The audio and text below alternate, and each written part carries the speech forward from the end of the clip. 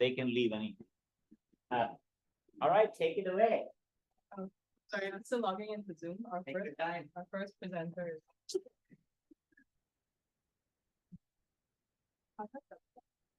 I see lots of demos today. I guess, do you want to use your mic or I think it's best to use your mic and then I'll mute myself. Hi, everyone. We're going to get started soon. Yeah.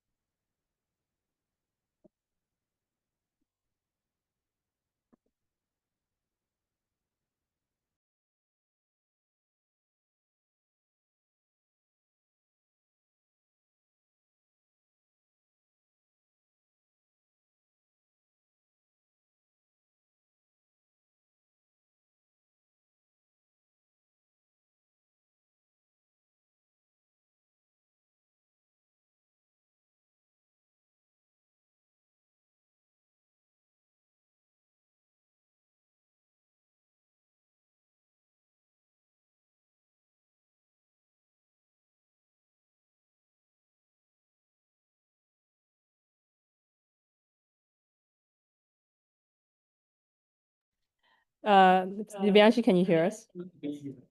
Yes, I can. Am I Perfect. audible? All right. Yes, let me know when you're ready and I'll get started. Okay. I can start if all are ready then. Yeah. Everybody's ready to go. Let's go. All right. So, hello everyone. We are team Coral Helping Hands. My team members include Debbie, Denny, Peter, and myself, Divyanshi. So, yeah, next slide, please.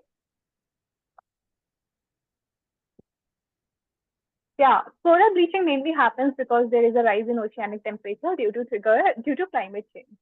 And what exactly happens is because of the rising temperature, the symbiotic relation between the coral and the algae breaks down, which leads to bleaching. But we have to remember bleached coral is not dead. There are certain evidences which prove that if we infuse healthy coral with the bleached one, we can revive the bleached coral. Next slide. Yeah. Next slide, please. So what exactly we plan to do? We plan to have a scalable solution, frugal scalable solution, because there are a lot of bleached coral which is adherent, that is resistant to corrosion due to corrosion, which is biocompatible. That is it does not kill the coral, and at the same time it can co-deliver the nutrients to the coral. Excited. So as Divyanshi just really nicely mentioned there, the first component was scalable. And so for our solution, what we wanted was something that was low cost and accessible materials to possibly deliver the algae to these bleached corals. And we wanted materials that people might have just in their kitchen or their garage, or that marine groups might have at their own marine stations. And the material we were looking for were things that could absorb the algae and then slowly release them over time to the coral, thus recovering the bleached corals. And some of these materials we landed on were a sponge, vent filter, and cheesecloth from your kitchen. And an experiment that Peter and I did just to see how these materials held on to algae. We just used red food coloring. And what we were looking for, let me play this while I'm talking. What we were looking for were materials that held on to it longer. So you'll see we dipped them in red food coloring and dumped them in. And as you can see, the cheesecloth kind of holds on to the dye better than the sponge and the vent filter. You can see it kind of pouring out, and so this was a really nice demonstration. Yes, no idea, but yeah, it looked like this middle one kind of the diffuse that the slowest. So and so upon kind of nailing down cheesecloth, what we wanted to see was actually how would these dynamics interact with coral geometries. Kind of move to it. So I was able to get access to some 3D printed corals from the fluid mechanics lab just across the building. What was really nice about this is we were actually able to see how they could interact with corals without having to worry about killing live corals or trying to understand how to keep them alive on main campus. And what we're going to actually show as a quick demo soon is a discussion we've had in this class and I've had with other professors is why do we even need delivery materials? Why can't you just put them right into the water? And so if corals can take things in the environment, why can't we just dump them in high concentrations and then kind of absorb them from there? So we'll do a quick demo here. These are some cheesecloth with 4 drops of food coloring, and we're going to compare it with this. Oh, the other thing is the 3D printed corals actually float. And so we had to do some Frugal arts and crafts, and Peter got some washers from his lab and some clay to make sure that they stay.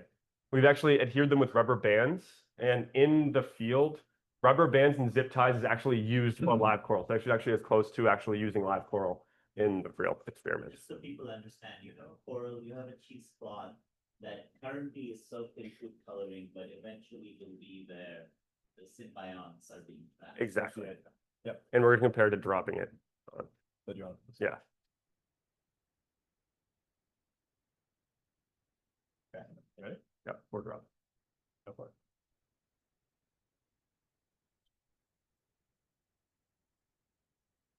Look at that.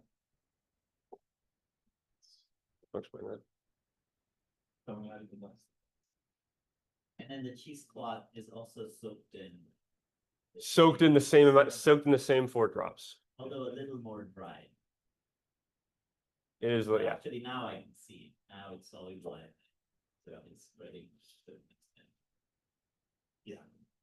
So it's Yeah, it's very clear. low release, but probably not on the time scale we'd actually do for full recovery, but it's a pretty. And Yeah, the other, This is a very, this has a very classic analogy to slow drug release.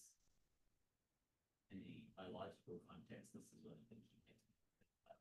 and the other thing about this demo too is this is in still water. And so this is the closest these two will ever be in terms of the dynamics. You think on a coral reef, huge crashing waves, we could drop it a centimeter above the coral and the huge waves would take the algae before it even got to the coral. So we actually were able to land it on the coral with just the drops here, but in a normal coral reef dynamics, it would get washed away, which is why a delivery mechanism would be so key. So like when you mentioned this, the food coloring is just a stand-in for the actual eventual symbionts, hopefully. But we got one step closer. Someone in the Prakash lab, Charlotte, is working with a species called Rhodomonas lens that is a red phytoplankton. And so we were able to then use that in a similar assay like this and soak some cheesecloth in it and also do a dropwise video of that. And play with the same Test that. What's it at the same time? So now you're squirting actual. This is- Arlens yeah. On it. Yeah. But Arlen's also with food coloring as well? No. This is concentrated. Oh my goodness. Yeah. That's a lot of Arlen. It's about- That spell is actually pretty cool. Around 50x concentrated. Yeah. Yeah. So The other thing too, which was interesting, is the Arlen's, the food coloring like kind of pours out of the food stuff. This stayed in there for days. The problem Peter and I had was we actually just couldn't keep it alive long enough in the cheesecloth. That's another problem. But it stayed like that. It turned green when it dies, but it stays like that in the cheesecloth for days, which is the time frame that we'd need for recovery. More tiles. yeah.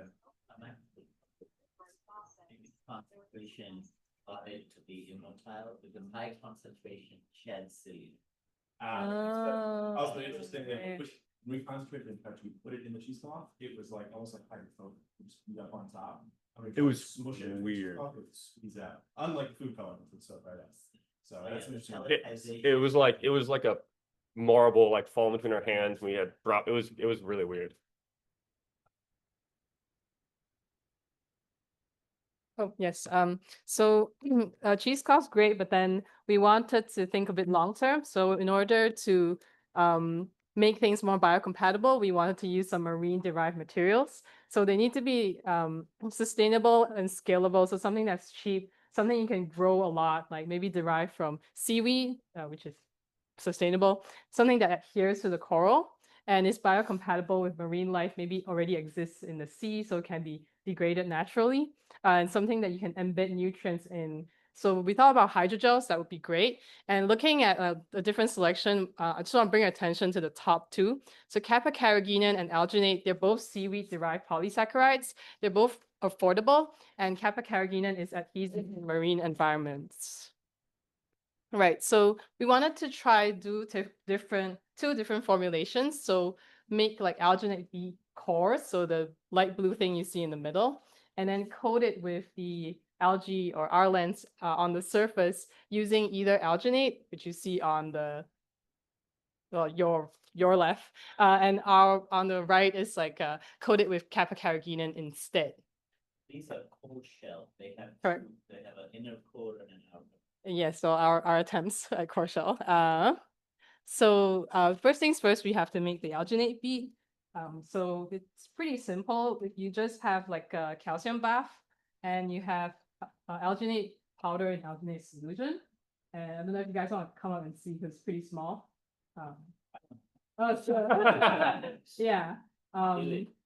And It's not a basically, sharp needle, so it's all good. yeah, it is, but I thought we often use blunt needles. so alginate is a sugar, and in contact with cations, they polymerize. And so I'm just gonna squeeze like dropwise into this. You can see like Oh, bead yeah. forming. Massive beads. These are massive. We have smaller ones to show Can you. you do it inside now? Just put the needle in the solution and then. just It do might that. form like a long string. Yeah, exactly. There we go. Yeah, yeah. So it's not breaking. Correct. But you can do it at high throughput. Like if you hold it high enough and you squeeze, the long column emerging breaks into beads naturally. I'm not gonna do that because it's gonna create a mess. But we have already pre-manufactured some to pass around. So these are the large ones if you want to pass it around. These are the 1 mm ones.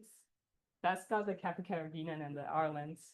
And actually, I'll say we also have some 500 micron diameter and 200 micron diameter beads. These are from my former colleague, Jenny Du in the Sky Scott lab, and they have some bespoke robotics to make them. So these look more like a slurry because there's like a whole lot of them. And these are the 200 micron ones that we tried to like coat with kappa carrageenan and R lens. So I'll just pass that around as well. Who has the full scope? GG. All right. Yes. So just briefly, the way we coat with the alginate on top of the beads. Oh, 2 more minutes. Okay, I'll breeze through this. And I have to save my points, that's why. I want to turn this into more of this time. Sure. So we mix the R lens with alginate, coat the beads in that mixture, and then we submerge them into calcium. And then like when we try to look at the coating, by eye under the microscope, you can see our lens, but the beads aren't like red or saturated. So in order to improve on that, we centrifuge down the R lens, and then we have to like heat kappa carrageenan up to make it melt and cool it down. Then we mix the R lens with the kappa carrageenan, add the alginate beads to like coat them, put them into potassium chloride to polymerize on ice. Then after that, you can see, back. So that we were able to see like the R lens on top of the surface of the bead, the coating. Great. All right, so I'll go really, really quick. We actually do have some live coral from, I don't know if you can maybe play that. Is in the middle of our process, I was able to at Hopkins and use Poslopper demicornis, the species we've been using. This is when we were using the larger beads, 1 millimeter. And on this video, I want you to notice kind of two things. One, I'm pouring it just like a couple inches above the coral. Is it playing? Yeah. And there's like a cone of dispersion. So I'm literally just right above the coral. Are those And the beads? those are 1 millimeter beads. Most of them are missing. And even the ones that are making it are rolling right off almost like marbles. Put them. So even, yeah, put them right. And so it's interesting. I don't know if you can even. Yeah, show yeah, this. let's say. Photo So yeah, I don't know. Of this microscope photo is that they actually stuck to the coral out of the water, which was interesting. That's obviously not ideal. Out of the water, they stuck brilliantly. As soon as they were under the water, they turned again like marbles and rolled right off. So the problem was When you pulled it out, it's capillarity. its capillarity stuck to it, but then under the water, it rolled right off. That's what you want. That's what I want under the water. So then the question was, how can we actually get them to adhere? And so these were 1 millimeter, we've gone much smaller. You know, could those act like a paste? Would those stick on or would they roll off like marbles? Or could we use something, given that corals have mucus layer, these 3D printed corals don't, could we use a kind of artificial mucus layer or a bioglue, which actually found in Capicaraginin, which was really nice, which we used for the beads. And so in this last demonstration, briefly, on the Capicaraginin is dyed yellow with red beads on top of them, and these small red beads on the left are just as a paste, and we're going to see how they stick on. Hopefully, what happens is we'll see maybe these ones don't stick on, and the Capicaraginin acts as a mucosal layer that actually keeps them on. You mean now the beads have already been put? And This is not going up. The red ones, no, they're falling off. They're falling off. Nice. So as you maybe you Oh. can see a little closer, but so the red ones are kind of, you can come up again. Sorry if you want to come up, but so the red ones are like flying off the coral. They're not staying on. Even if I shake it just a little bit, they don't stay on. But you'll see with this yellow alginate, which is actually biocompatible and something you find in the ocean, the beads are sticking to them. And even if you just kind of shake it a little bit, you'll see the beads fall off on the left, but they stay on the right. And so while it might not be the perfect solution, there is ways to actually adhere the beads, even though they act like marbles underwater, to the coral for possibly delivering the symbionts to recovering these bleached coral. Right, so how are we on time? So future iterations, we just want to test like the cheese, cough, and beads longer because it takes about like 4 weeks for the corals to recover upon contact. And it would be nice to test with water currents, like Danny was saying. We thought a lot about core shell printing, and we were thinking, based on what we learned from this, that we could have like beads with 3 layers, so beads with nutrients at the core, then the alginate with the algae and nutrients in the center print, and then the like an outer layer of carrageenan to improve the adhesive. So kind of like what Manu was saying, like you could basically have concentric layers of capillaries, and then those layers will be able to enable you to print at high throughput. And like Manu was saying, this is a lot of people have done this. There are companies built upon this, and you basically have this gobstopper like algae bead at the end. Yeah, and you can actually achieve really small scales. That's probably 100 to 200 microns. Yeah. Yes, and yeah, thank you for listening. We'll take your questions. And I just really want to go back to this slide of how it all started, where you see here, like this is the bleached coral with healthy coral. And upon physical contact over weeks, the algae slowly transplants and restores it. Right. the opposite of the kiss of death. Yes, that's right. I don't know what you mean. Okay, Also, we what have did- time for maybe one very quick question. We have 1 minute, so maybe 2 quick questions. So kind of just, I mean, on the side of the thread for symbionts, what's the source of symbionts right now for that exact same species? The source of some, we have to try to get it from that species. That's the only source currently. Is As there- of right now, is yes. there a culture? Because there's We- a whole bunch of symbionts that we work on for ACL worms in which there are cultures. And so has anybody built like cultured coral symbionts? So not at Stanford, but in labs, they've cultured, or they've attempted to culture this species, and it's been correct. But this species can house many different types of symbionts, so we're not sure which one this one But has. one symbiont, at least some. Yes, people, from this species, someone can isolate this symbiont, and they have them effective. And grow them, because you don't want to, Yes, if the rate of flux is you kill symbionts to cure somebody else, that's not helpful. yes. But you have to be able to grow. Right. Okay. Any other comments, questions, threads?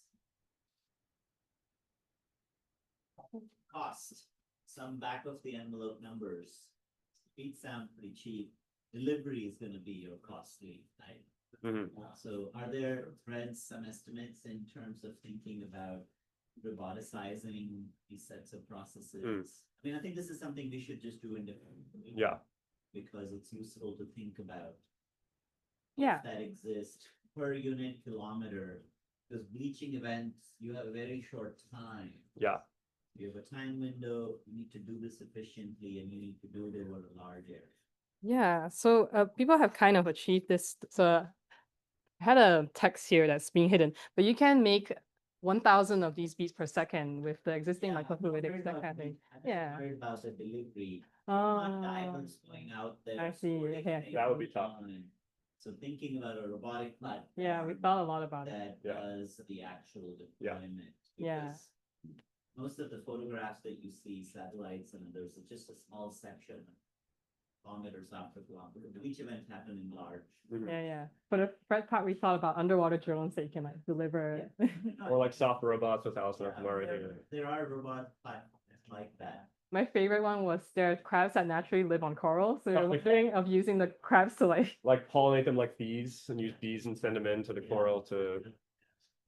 That's a brilliant idea. That's Danny's idea. Okay, let's another round. Update. Oh, Good job on the demos. all right, we got a. Switch to the red buoy. You guys can clean up while the ocean monitoring is going.